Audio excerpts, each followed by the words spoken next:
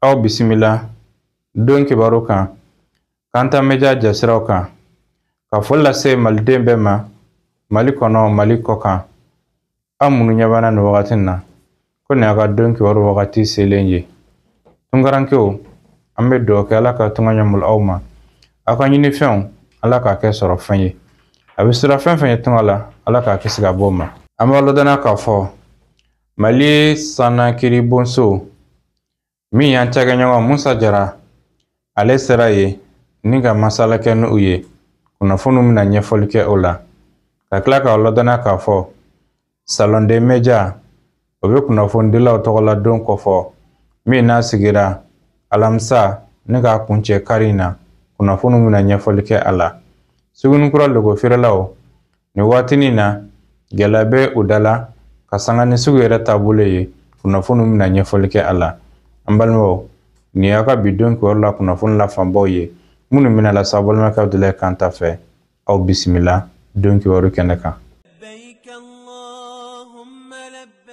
Agence Dunia Travel Service ako abi bonyamasegi foli kɛ ka ɲɛsin a ka sango hiji denw ma aw minnu ye danaya ta ka da kan aw ka hiji labɛn ni a kɛcogo ɲuman na n'an taara hɛrɛ la ka segi hɛrɛ la dumuniw ka ɲi bɛrɛbɛrɛli ka ɲi n'an mago bɛ diɲɛ fɛn fɛn na u b'a bɛɛ lajɛlen k'an ɲɛ donc an b'u fo k'u barikada directeur min tun b'a nɔfɛ n'o ye Amadu Mayiga ye a jɔra a jɔyɔrɔ la ɲɛmɔgɔya ko fɛn fɛn a jɔra a jɔyɔrɔ la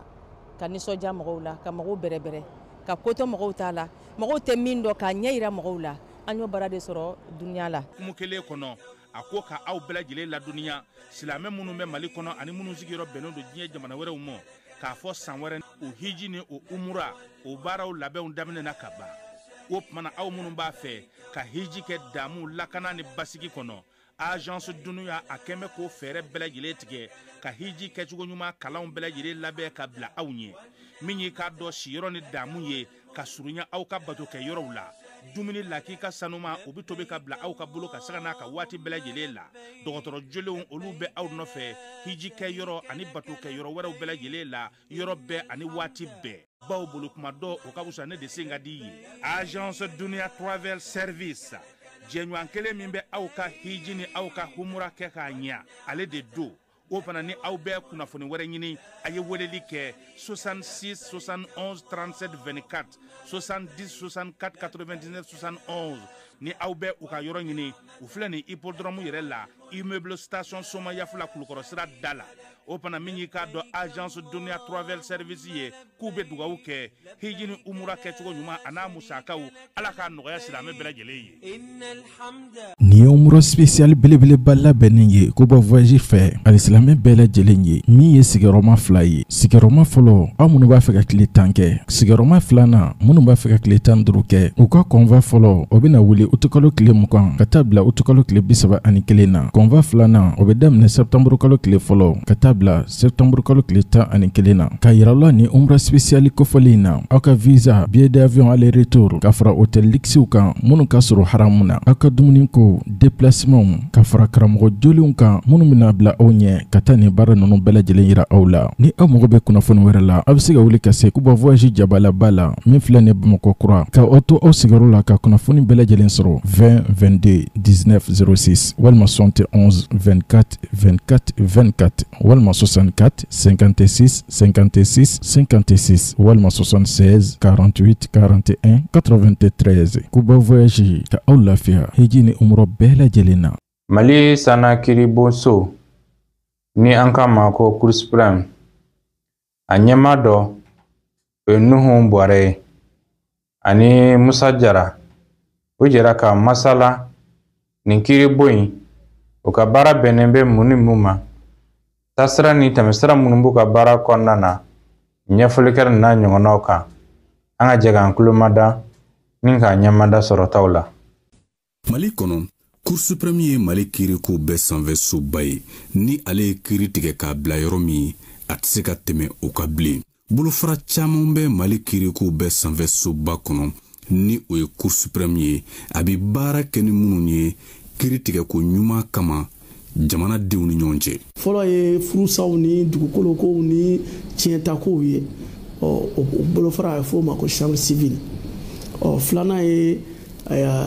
minnu ye dantɛmɛ walew kɛ wali minnu nɔ minɛna dantɛmɛ walew la n'olu ko k'u ma jɛn n'a ye kiri sariya mun tigɛra kiri mun tigɛra a ma bɛn u ma a kɛcogo m'u diya olu bɛ laɲini kɛ Cour suprême na sabanan ye jagokɛlaw ni ɲɔgɔn cɛ kiri o fana bɛ laban yan an b'o fɔ o ma chambre commerciale mais o parti dɔ bɛ taa Abidjan a bɛ fɔ o ma ko CCGA Cour de justice et d'arbitrage de l'OHADA o kiri dɔw bɛ taa yen o dɔw bɛ kɛ yan naaninan o ye baarakɛlaw minnu bɛ contrat baara la olu ka kiriw o fana bɛ kɛ a bɛ fɔ o ma chambre sociale o ye section judiciaire ka bolofara la ye ni bɔr'o la i mana na section administrative la jamana ɲɛmɔgɔw ni jamanadenw ka kiri ni gouverneur wo maire wo kana ministre la kana jamanakuntigi la n'olu ye sariya mun ta n'o ma kɛ jamanadenw ka hakilila ye o laɲiniw o bɛ laban yan ani ni mɔgɔ min ka hakɛ bɛ jamana fɛ n'a bɛ fɛ k'a ka hakɛ ɲini o kiri bɛ kɛ section administrative la bolofara sabanan o ye section de compte ye o ye nafoloko kisaw ye jamana nafolo gardebaw ani minnu bɛ yamaruya di ko ka dépenses kɛ olu ka nafoloko sɛgɛsɛgɛli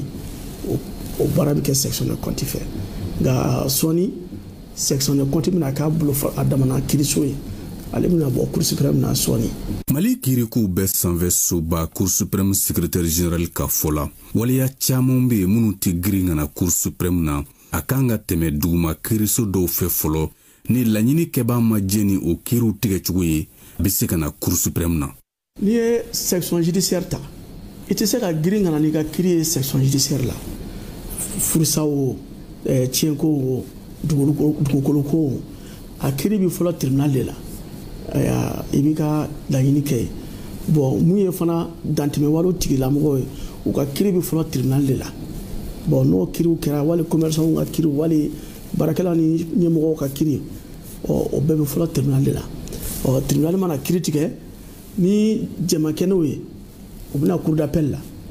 ni cour d'appel fana ye kiri tigɛ n'a mɔgɔw ka jate la sariya ma bato kiri tigɛra cogo min na a ma kɛ sariya kɔnɔ u bɛna Cour suprême na ni Cour suprême fana ni Cour suprême saisira Cour suprême tɛ kiri kɛ kura ye n'a fɔ ka ɲininkali kɛ mun ni mun kɛra ayi u bɛna jate minɛ est-ce que juge ye kiri tigɛ sariya bolo mun kan a tigɛcogo ɲɛna olu bɛ juge ka baara de sɛgɛsɛgɛ n'o y'a sɔrɔ a kɛcogo ɲɛna u b'a fɔ o ma ko cassation n'a kɛcogo ma ɲɛ u b'a fɔ ko ka segin k'a kan u b'a kasi n'u ye kiri kasi u b'a bila ka taa cour d'appel la segin bɛ k'a kan section administrative fana na olu ta ye bolofara fila ye fɔlɔ o kiri bɛ fɔlɔ tribunal la ka na cour d'appel la ka sɔrɔ ka na section administrative la o ye n'a fɔ ni kiri minnu bɛ maires ni gouverneurs kunkan olu kiriw tɛ se ka fɔlɔ ka na Cour suprême na mais ni kiri bɛ ministres de kunkan ministres ye décision dɔ ta o décision wali jamanakuntigi n'o ma bɛn minnu ma o kiri bɛ fɔlɔ section administrative la olu tɛ se ka kɛ tribunal la. Nuhum Bɔre ka fɔ la Cour suprême secrétaire général ni Cour suprême ye kiri tigɛ ka ban o ye a bannen ye nka fili dɔw bɛ yen a bɛ yamaruya di a yɛrɛ ma ka minnu lakile. Fo ni Cour suprême yɛrɛ ye fili dɔ kɛ kiri tigɛtɔ a bɛ ɲɛ souvent segin ka kɛ ka o kiri fili mun kɛra o la k'o redresser a dɔw la an b'a fɔ o ma ko araba d'arrêt ni fili dɔ kɛra kiri tigɛtɔ o fili bɛ se ka redresser ani rectification d'erreur matérielle section administrative la o bɛ kɛ yen fili minnu kɛra Cour suprême yɛrɛ fɛ kiri tigɛtɔ o fili bɛ se ka lakile o fili dɔ bɛ se ka kɛ sisan kiri tigɛtɔ a yirala k'a fɔ a tigi ka kan ka wari mun sara n'a ye kiri laɲini Cour suprême na n'a bɛ fɔ o ma ko conciliation n'a fɔra ko conciliation ma sara k'a sɔrɔ a sarala o papier ko ɲagamina sigi bɛ se ka k'o kan wali kiri yɛrɛ tigɛtɔ u ye dɔ kɛ laɲinibaga ye ka dɔ kɛ jalakilibaga ye k'a sɔrɔ a ɲagamina o fɛnw dɔw bɛ yen fili minnu mana kɛ sigi bɛ se ka k'olu kan k'olu redresser kiri kɔni laban yɔrɔ de ye Cour suprême ye. Mali kirikow bɛɛ sanfɛ soba Cour suprême secrétaire général ka fɔ la jɔdaba bɛ mali ka nin sariya soba in na yuruguyurugu kɛlɛli ani jamana ka furuba nafolo lakanani na kiriko bunakun kan. Salonde Media ni bɛna k'a ta ko naaninan ye an ka jamana in kɔnɔna na a bɛ laɲɛnamaya nin ye kunnafonidilaw olu tɔgɔladonw ye minnu b'a sɛbɛn minnu b'a fɔ arajo siraw kan minnu b'a latɛmɛ tele siraw kan ani minnu b'a latɛmɛ bɔlɔlɔ siraw kan ninnu bɛɛ lajɛlen sen bɛ nin don kofɔlen na a kɛnɛ sigira ɲina ka bɛn alamisa ma ni kana kuncɛ kari a kɛra badalabugukaw fɛ yen min ye jamalajɛrɛsoba min bɛ yen ni a wele Amadu Ampateba minisiri saba tun bɛ a kɛnɛ kan ye sira min sɔrɔ ka bɔ yen olu filɛ nin kɛnɛ min bɛ sigi Mali kunnafonidilaw bɛɛ lajɛlen tɔgɔ la ni o bɛ wele tubabukan na ko Salon des Médias o kɛnɛ sigi ko naaninan baaraw bɛ sen na juma utikalo tile fɔlɔ a baro sigi fɔlɔ kɛra min laɲɛnamayara minisiri saba fɛ o minisiri sabaw ye Mali ni diɲɛ jamana tɔw cɛla koɲɛw ɲɛnabɔli minisiri sifinw ka minisiri ani kunnafoniko minisiri u tun bɛ ka ɲɛfɔli kɛ fɛn min kan o de AES bilali sen kan ka se bi la baara jumɛnw de sera ka kɛ ɲɛta jumɛnw de sera ka sɔrɔ ani baara jumɛnw de bolodalen don. N'aw ye baara kɛ lakanani fana na f'aw ka lajɛ sɔrɔ siraw fana bɛ yiriwa cogo di an ka jamanaw bɛ kala ɲɔgɔn na cogo di an bɛ balimaya sinsin an ka jamanaw ni ɲɔgɔn cɛ cogo di parce que an ka jamanadenw u bɛɛ de donnen bɛ ɲɔgɔn na mɔgɔw kana k'u ka jɔnmaya sigi an kan k'o de ka dabila an tɛ mɔgɔ si ta ye donc an b'o baara ma nɔgɔ. Kunnafoniko minisiri ye hakilila jigin kɛ ani ka welekala se kunnafonidilaw ma. An ka kunnafonilasiraw fana k'a dɔn k'a fɔ k'u tɛ kunnafonilasira dama ye k'a dɔn k'a fɔ ko an bɛ waati min na a ka gɛlɛn kosɛbɛ an bɛ waati min na a ka gɛlɛn mais n'Ala sɔnna ma AES ni Mali bɛɛ bɛ wuli inchallah parce que nin waati gɛlɛn ninnu de bɛ jamanadenw la. Sifinw ka minisiri ale ka laseliw sen fɛ a ye a lase sifinw ma ko diɲɛ jamana si tɛ se ka yiriwa ni a sifinw tɛ. Hakilina mun bɛ denmisɛnninw la bi o hakilina in an bɛ se k'o b'u kunna cogo jumɛn k'a yɛlɛma ka an ka hakilina kura k'o ɲɛf'u ye u k'a dɔn k'o de bɛna an ka jamana dɛmɛ bi o hakilina in yɛlɛmani baara dɔw bolodalen don o kɔnɔna la. Abdoulaye Diop ye wele ka lase AES jamanadenw bɛɛ lajɛlen ma ko n'i ko i b'i yɛrɛ ta k'o tɛ taa ko caman kɔ. N'i wulila k'i bɛ k'i yɛrɛ gɛlɛya b'a la dɛ gɛlɛya b'a la parce que minnu delila k'a fɔ olu y'u ka tɔnɔw sigi anw de kan ne wulila don min k'i bɛ k'i yɛrɛ e bɛ k'ale ka intérêt de toucher donc an b'o gɛlɛyaw de kɔnɔ terrorisme o nin fɛn o fɛn bɛ ka na nin bɛɛ labɛnnen bɛ ninnu de fɛ donc an ka continuer an ka baara kɛ an k'an bolo di ɲɔgɔn AES dynamique kura min daminɛna farafinna yɛrɛ an kan ka continuer ka baara kɛ nin sira de fɛ ka compter an yɛrɛ kan. Donc f'an k'an janto an yɛrɛ la kunnafoni minnu an b'a kalan kunnafoni minnu bɛ se an ma f'an k'an sigi k'an hakili jagabɔ ka faamuyali k'a la san'an ka girin k'an fili fɛn bɛɛ kɔnɔ parce que n'an ma an kɔlɔsi a la an yɛrɛ bɛ kɛ an yɛrɛ ma jugu ye k'a sɔrɔ an ma bɔ a kalama. min ye Tijani Sidibe ale ye logo jagokɛba ye Sugunikura la ani ka fara kow kan nin waatinin na min ye ka sanga ni sugu yɛrɛ taabolo ye a ye ɲɛfɔli kɛ u ka baaraw kan gɛlɛya minnu b'u kan n'u b'a fɛ fura ka sɔrɔ o la ɲɛfɔli kɛra n'a ɲɔgɔnnaw bɛɛ lajɛlen kan sirila min sɔrɔla ka bɔ Tijani Sidibe rɔ ni ale ye logo feerela ye Sugunikura la olu filɛ nin. Tijani Sidibe n ka baara logo feere ni ku feere. I n'a fɔ i y'a fɔ cogo min na aw bɛ logo feere aw bɛ ku feere an yɛrɛ ɲɛ b'a la a ye logo feere la ye mais an bɛ fɛ k'a dɔn logo ninnu aw bɛ bɔ n'a ye min ani na aw bɛ na ni logo ye gɛlɛya jumɛn ni jumɛn de bɛ aw kan sira la logo in nali ko la. Logo bɛ bɔ Abidjan Côte d'Ivoire bon tiɲɛ na gɛlɛya b'an kan bi dɛ logo da ka gɛlɛn a sanyɔrɔ la bon fɔma a sira fɛrɛ ka ca bon mobili fɛrɛ ka ca bon logo san wɛrɛ ka ca logo an kɔni bɛ baara la ten wari tɛ sɔrɔ a logo tuguni ne de logo gɛlɛya la fo ka s'a dan na an kɔni bɛ ten dɔrɔn vraiment baara tɛ quoi baara tiɲɛna logo baara tiɲɛna. Ayiwa i n'a fɔ i y'a fɔ cogo min na ko gɛlɛya b'aw ka nali ko la mais ni aw bɛ nana ye gɛlɛya jumɛn ni jumɛnw de bɛ aw kan logo in yɛrɛ nali. Bon gɛlɛya min b'an kan fɔma ye la taxi cayara logo la logo fana san wɛrɛ cayara bon logo tun bɛna normal la fɔlɔ bɛɛ tun bɛ jɛ sugu fila la sugu saba Manakura Falajɛ Bɔrɔko nin tun tɛ yen depuis boroko yɛrɛ donna logoko la logoko baara tiɲɛna pewu donc o kɔni o gɛlɛya le b'an kan sisan. ayiwa o faamuyara mais aw bɛ na ni logo ye sugu la yan nɔ ni o ye sugunikura ye aw bɛ na logo feere client de bɛ na minnu bɛ na logo ta aw fɛnɛ bolo tuguni ka tila ka segin ka taga a feere. client bɛ na logo t'an bolo bon an kɔni bɛɛ de an si tɛ ɲɛnama sɔrɔ bilen client an b'a di client ma fɛn na bon fana bɛ taa feere bon vraiment a kuma cayara fɔlɔ an tun bɛ logo san prix min na o ni sisan cɛ a cɛ ka jan kosɛbɛ. mais i n'a fɔ i y'a fɔ cogo min na aw tun bɛ logo san fɔlɔ prix min na ani sisan nɔ a cɛ janyana mais fɔlɔ aw tun bɛ logo ta prix jumɛn na ani sisan a b'a di prix jumɛn. de an bɛ na waati min na an tun bɛ logo ta an tun bɛ logo feere 4,20 den 4,20 a bɔlen yɔrɔ kɛra kɛ 5 3,20 o kɛra le min na bɛɛ sabara ko wari bɛ sɔrɔ logo la an tor'o la Croix kɛlɛ fɛ ka na logo kɛ 5 ni 6 ni ka bɔ la ka kɛ 5 ani 4 bon san yɛrɛ prix kɔni dan kelen si t'a la bilen mɛnɛ logo kɔni n'a kɔni tɛ pese sa kɔni sanni kɔni prix sugu bɛɛ de bɛ logo la bisa mais nafa tɛ baara kɔnɔ logo a baara banna pewu. Voilà. ayiwa o faamuyara i n'a fɔ i y'a fɔ cogo min na fɔlɔ aw tun bɛ se k'a di hali 4,20 k'a bolo kana kɛ 7,20 sisan logo dayɛlɛlen filɛ nin ye a ye gɛlɛya caman lase aw ma mais est ce que a ye gɛlɛya don an n'aw ka client fɛnɛ cɛ yan. kojugu ne yɛrɛ min filɛ ne sigilen min filɛ nin ne ka client sugu bɛɛ client tun bɛ ne bolo ba kɔnɔ ɲɛ mais bi a kelen pe tɛ na ne yɛrɛ ye logo feere bila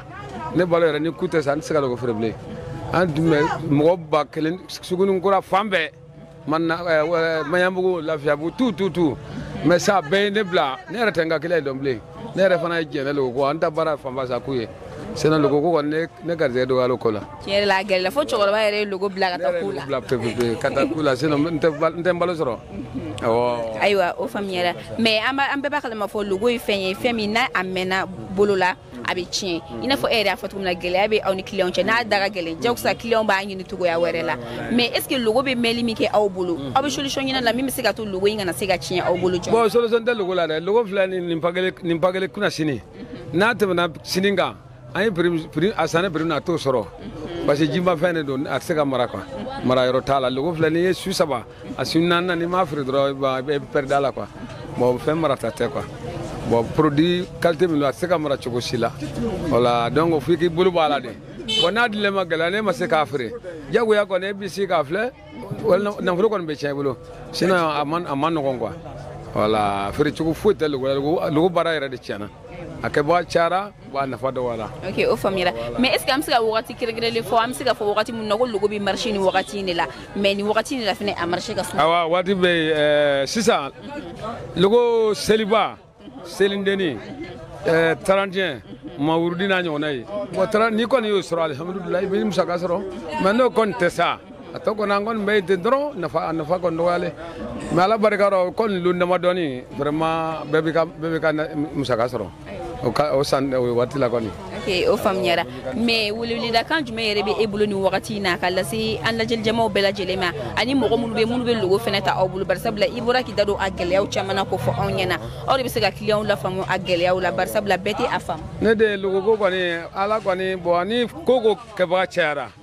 bon a nafa bɛ dɔgɔya sinon a selen nafa sɔrɔ ma parce que hadamaden fɛn don a ka di mɔgɔ ye n'a bɛnna kelen kan bɛɛ bɛ taa sɔrɔ a la mais ni baara ma kɛ organiser bon baara nafa ka dɔgɔ dɛ e bɛ k'a ɲini k'a ɲɛ dɔ bɛ k'a ɲini k'a can e sigi nafa bɛ sɔrɔ baara la wa sinon n'a kɛra ko baara organiser fɛn man di ka logo baara bɔ koyi so sanarɔ mɔgɔ in na so jɔyɔrɔ ka mobili san ka dugukolo ko bɛɛ kɛ logo rɔ yala kɔni alihamudulilayi an yɛrɛ tɔ tɛ baara gɛrɛgɛla kɔ ne yɛrɛ muso 2 b'an bolo den b'an bolo an tun tɛ baara gɛrɛ lɔn logo kɔ mais bi n'a fɔra k'i logo feerela i bɛ maloya dɛ parce que nafa de b'a la. i bɛ maloya bɛɛ sinon e bonyana ko tun bɛ na ne kɔfɛ yan a tun ka ca mɔgɔ 100 ye sɔgɔma ne tun bɛ logo ne tun bɛ miliyɔn feere don o don sɔgɔma mais bi hali ne tɛ se ka 1000 feere yala kɔni baara tiɲɛna n ma kɔrɔ dɛ mais baara yɛrɛ de tiɲɛna bon a baara kɛbaga cayara bon mɔgɔ t'a ɲini ka ɲɔgɔn ka hɛrɛ ɲini quoi bɛɛ bɛ k'a ɲini i ta hɛrɛ ɲini donc n'o kɛra dɔrɔn baara bɛ jɔ quoi sinon logo bɛ sa hali sini o nafa fana b'a la n'a nana nacogo la logo ka ɲi a ɲɔgɔn baara ɲuman ka dɔgɔ dɛ